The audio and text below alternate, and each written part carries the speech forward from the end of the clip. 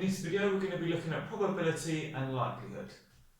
We've got a definition of probability up here, a measure of how likely something will happen.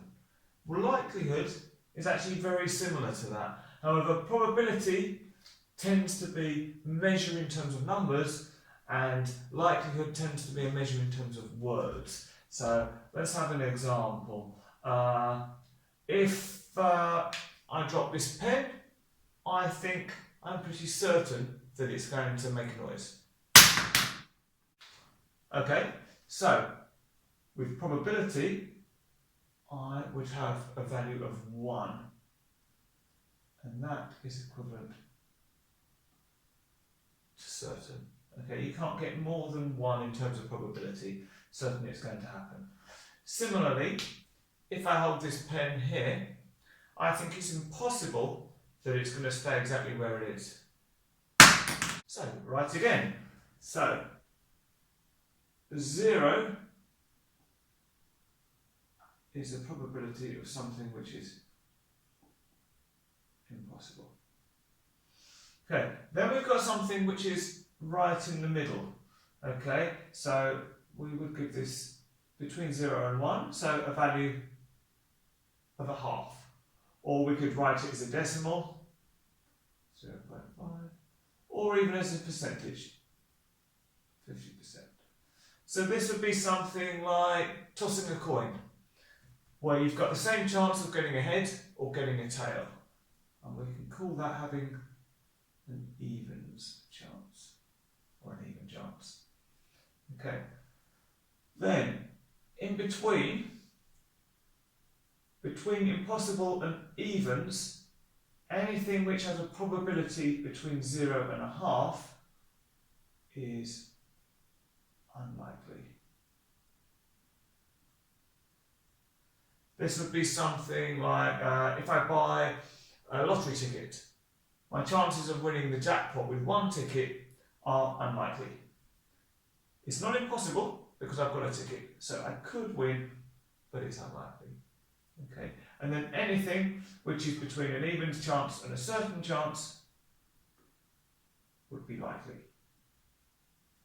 For example, if I went to McDonald's and I wanted to buy a Big Mac, it's likely they're going to have Big Macs in stock. It's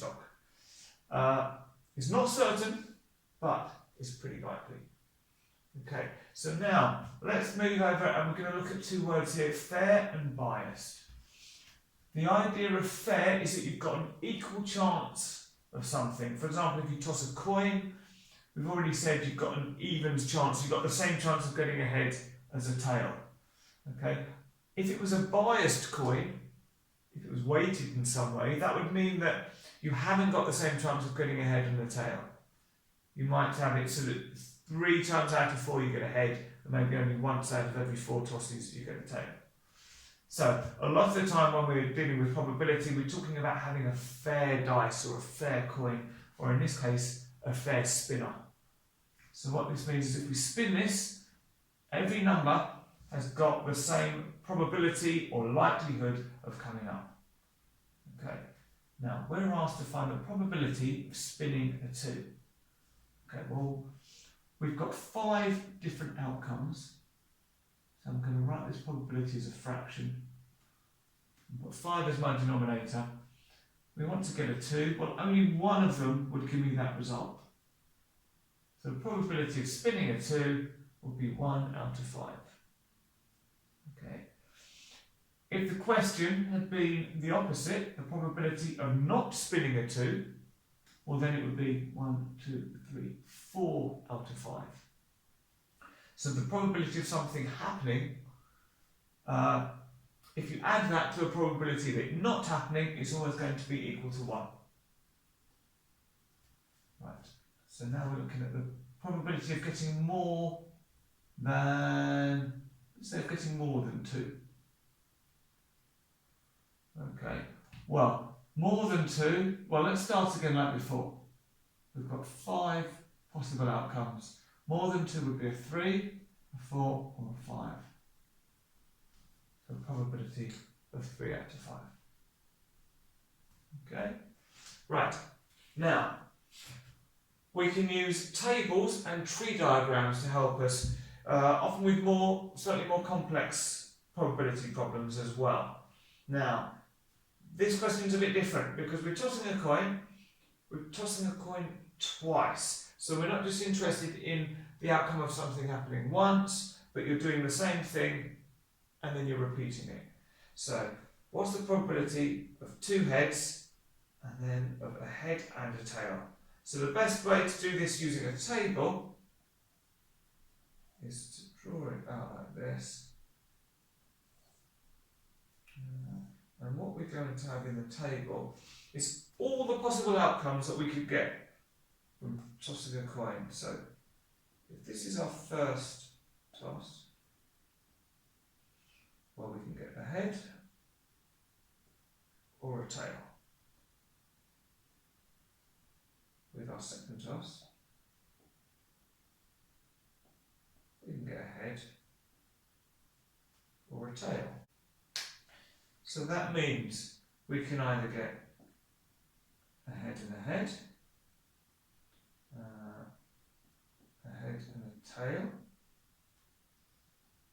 a tail and a head,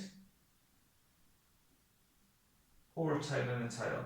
So we've used this table to show all the possible combinations we can get. Okay, and we're asked the probability of 2 heads. Well, a bit like before, we'll start with the denominator, and we'll say, well, I've got 4 possible outcomes, and getting 2 heads, there's only one way that can happen. So our probability is a quarter. And like we mentioned up here, I could leave it as a quarter, or I could write it as 25%, or 0.25, whatever's easiest. Fractions are a nice clear way to do it. So this is for part 1. Now for part 2, we want a head and a tail. Well, we can get a head and a tail here, but we can also get a head and a tail here. The order doesn't matter. The fact that we've got a tail first and then a head is still a head and a tail. So still over 4, but there's 2 ways we can get the result now. And we can simplify this because 2 and 4 have got a common factor of 2.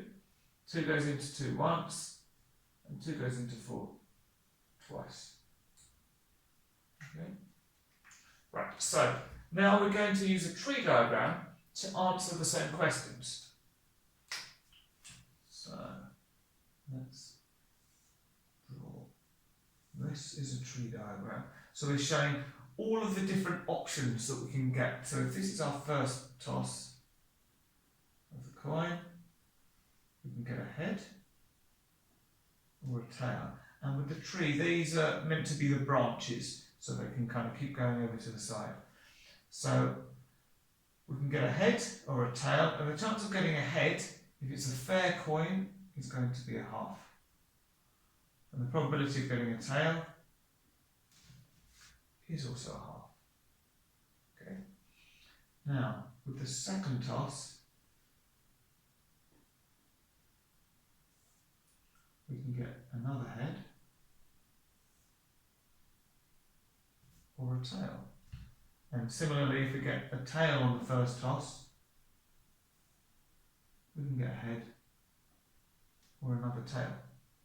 And the probability of each of these is going to be a half. Now you can see when we looked at the first toss, the probability of a head or a tail, half and a half, add up to 1. Now with the second toss, if we're looking at the second toss, if we've already got a head, again they're adding up to 1. And the probabilities on the second toss, if we've got a tail first, again are adding up to 1. So this is a good way to check that you've written your tree diagram correctly. So your probabilities on each sort of set of branches will add up to 1. So add up to 1, add up to 1, add up to 1.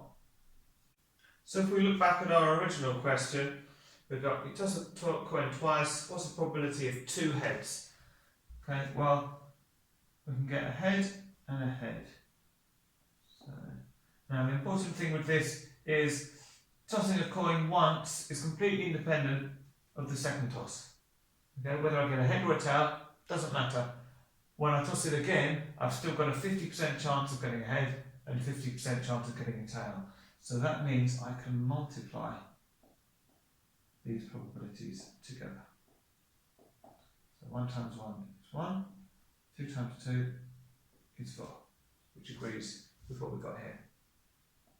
Okay. Now, second question, or second part, a head and a tail. So we can get a head and a tail, which is a half times a half. But we've also got another way of getting a head and a tail, or getting a tail and a head. So we can add that probability. So we've got another half times a half, which half times a half we saw already is a quarter. Add another quarter. So we've got 2 quarters, or we can just go straight to saying that's 1 half. Okay, so we've seen that probability and likelihood really mean the same thing, but probability we're talking about numbers, where 0 means you've got it's absolutely impossible, no chance of it happening. 1 is at the other extreme, where something is absolutely certain it's going to happen. And you've got a range in the middle, with 50% being got the same chance of happening or not happening, unlikely, smaller than that, and likely between a half and 1. Okay, we also saw that we can write probabilities as fractions, decimals, or percentages, whichever you're most comfortable with, or whatever the question asks. Often they'll say express this as a percentage or as a fraction. I like fractions because it's nice and easy to use a denominator to see how many possible outcomes you've got, and then use the numerator for the actual number of things that you're interested in.